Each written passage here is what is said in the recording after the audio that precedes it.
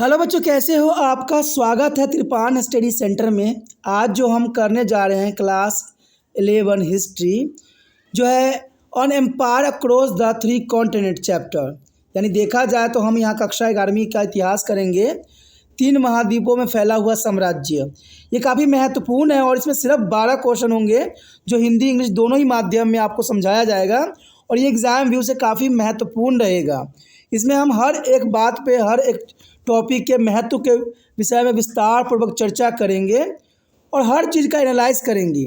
लेकिन आपको पता है, क्वेश्चन स्टार्ट करने से पहले एक बात जो मैं हमेशा कहता हूँ, जिसको आपको सोचना भी चाहिए, विचार भी करना चाहिए, इवन अमल भी करना चाहिए, वो ये है कि जब भी वीडियो देखिए पूरा देखिए, क्योंकि अधूरा जानकारी सदैव खतरनाक होता है। साथ में एक इंपॉर्टेंट बात ये भी रहता है, अगर आप पहली बार वीडियो देख रहे हो तो लाइक शेयर सब्सक्राइब करना मत भूलना, क्योंकि दोस्तों लाइक कीजिएगा तो बनाने वाले का मनोबल बढ़ता है, सब्सक्राइब कीजिएगा तो इससे ये होता है कि जब भी मैं कोई वीडियो डालूंगा उसका नोटिफिकेशन आपको समय रहते मिल जाएगा। और देखिए, शेयर का मतलब ये होता है कि आपके थ्रू न जाने किन बच्चों को हेल्प मिल जाए, ये आप भी नहीं जानोगे, इसलिए जो है आप शेयर जरूर करो, ठीक है। व्हाट्सएप स्टेटस पे भी लगाओ। दोस्तों आरएनएसएस सेंटर जो है कई मानने में बहुत से बच्चों के लिए हेल्पफुल है, चाहे वो 8th क्लास हो, 9th 10th 11th 12th हो, चाहे वो NIOS बोर्ड के बच्चे हों, ठीक है, चाहे BA MA के बच्चे हो, सभी क्लासों के लिए कुछ ना कुछ जो है त्रिपान एनएसएस सेंटर में उपलब्ध है। तो इसलिए आपके लिए ज़रूरी है कि आप सब्सक्राइब करके इसको चैनल को जो है सेव कर लो, नहीं तो बाद में अगर रिसर्च करोगे तो शायद आपको ये चैनल प्राप्त ना हो। तो इसलिए सोचना नहीं, विचार नहीं करना है, सब्सक्राइब करके जो है अपने पास सेव करना है। दोस्तों ये तो बात था आपके लिए, लेकिन आप देखते हैं हमारा आज टॉपिक क्या है। According to the chapter here on the empire across the three continent, there is a next question is most important here. The question here, how was the reign of Augustus by 27 BC discussed? You know that this is the most important question here.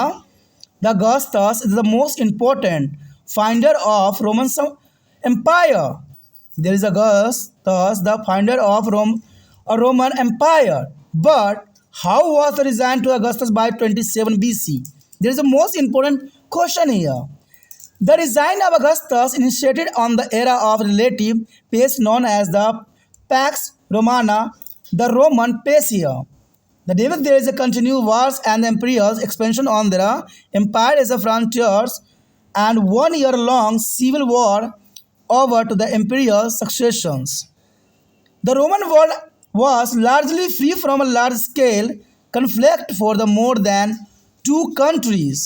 The Augusta is dramatically engaged their empire and exit to the Egypt and Dalmatis is a Poneia, is a Norcos and the Retias and expanded to the possessions in Africa and the Germania and completely the conquest of the Hispania.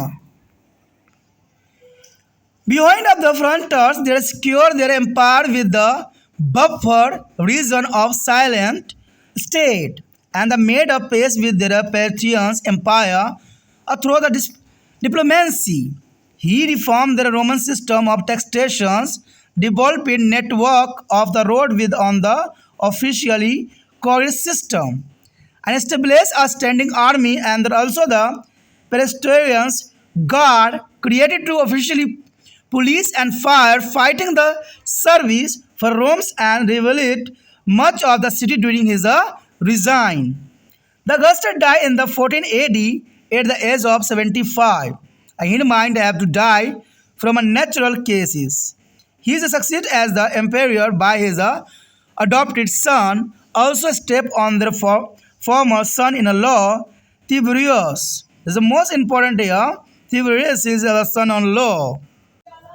हम जो यहाँ पर कर रहे हैं काफ़ी महत्वपूर्ण chapter है, 3 महाद्वीपों में फैला हुआ साम्राज्य।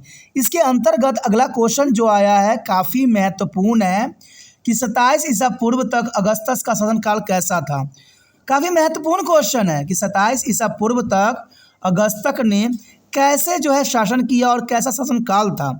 तो देखा जाए तो मैं आपको बता दूं साफ शब्दों में कि अगस्तस जो था काफ़ी महत्वपूर्ण जो था राजा था, क्योंकि देखा जाए तो रोमन साम्राज्य का स्थापक के रूप में भी जो अगस्तस ही था। यानी अगस्तस ने जो है रोमन साम्राज्य का जो है स्थापना किया और कहा जाता है कि अगस्त्य के शासनकाल में सापेक्ष शांति के युग की शुरुआत हुई।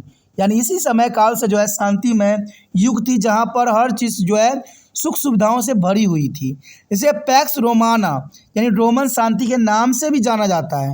यानी पैक्स रोमाना यानी शांति का जो है रोमन के नाम से जाना जाता है, और ये अगस्त्य के शासनकाल में था। साम्राज्य की सीमाओं पर निरंतर युद्धों या शाही विस्तार शाही उत्तराधिकारी पर 1 साल तक चले गृह युद्ध के बावजूद रोमन दुनिया 2 शताब्दियों में अधिक समय तक बड़े पैमानों पर संघर्ष से मुक्त थी। यानी देखा जाए तो 2 शताब्दियों तक ये जो था कोई भी बड़े पैमानों पर संघर्ष से मुक्त था। बेशक ही उत्तराधिकारी के लिए घरों में लड़ाई हुई, लेकिन इसका बाहरी चीज़ों पर कोई असर देखने को नहीं मिला। अगस्त्य से नाटकीय रूप से साम्राज्य का विस्तार किया। यानी देखा जाए तो अगस्त्य के समय साम्राज्य का काफ़ी विकास हुआ और मिस डेल्मेटिया और पेनोनिया नेरिकम और डेटिया पर कब्जा भी कर लिया, और अफ्रीका और जर्मनी में जो है संपत्ति का विस्तार किया और हिम्पानिया की विजय भी पूरी की। तो ये देखा जाए तो अगस्त्य का सबसे बड़ी सफलता थी इन साम्राज्य के विस्तार के अंतर्गत। सीमाओं से परे उन्होंने ग्राहक राज्यों में एक बफर क्षेत्र के साथ साम्राज्य की सुरक्षा भी किया और कूटनीति के माध्यम से पार्थियन साम्राज्य के साथ शांति भी स्थापना किया। उन्हें कराधान के रोमन प्रणाली में सुधार किया। यानी देखा जाए तो अगस्त्य ने काफ़ी महत्वपूर्ण यहाँ पर सुरक्षा के ऊपर जोर दिया और एक अधिकारी कुरील प्रणाली के साथ सड़कों नेटवर्क विकसित भी किया गया इस समय, और एक स्थायी सेना और प्रेटोरियंस गार्ड की स्थापना भी की गई। कहते रोमन के लिए अधिकारी पुलिस और अग्निशमन सेवाएं भी बनाई गई, जो कि उस समय का सबसे बेहतरीन रूल रेगुलेशन थी। और अपने शासनकाल के दौरान शहर के अधिकांश हिस्सों का पुनर्निर्माण भी करवाया गया, जो कि काफ़ी महत्वपूर्ण था। ये बात काफ़ी ज़रूरी भी था कि अगस्त्य ने काफ़ी महत्वपूर्ण चीज़ों की तरफ ध्यान दिया, जहाँ पुलिस अधिकारी अग्निशमन सेवाएं, ये सारी चीज़ जो है आधुनिकता की तरफ इशारा करता है। अगस्त्य की मृत्यु जो है 14 ईसा पूर्व में जो है 75 वर्ष की आयु में हुई। कहते हैं उसकी मृत्यु प्राकृतिक कारणों से हुई और उसके द्वंद्व पुत्र यानी पूर्व दामाद जो था जो टिबरेशियस को साम्राज्य के रूप में उत्तराधिकारी बनाया गया। तो ये काफ़ी महत्वपूर्ण था यहाँ पर उसके जो है शांतिपूर्ण विस्तार के लिए। और इसके साथ दोस्तों हमारा जो है टॉपिक ख़त्म हो जाता है। आगे टॉपिक और भी महत्वपूर्ण है, तो आप बने रहे तिरपान स्टडी सेंटर के साथ और जितना हो सके वीडियो को शेयर कीजिए।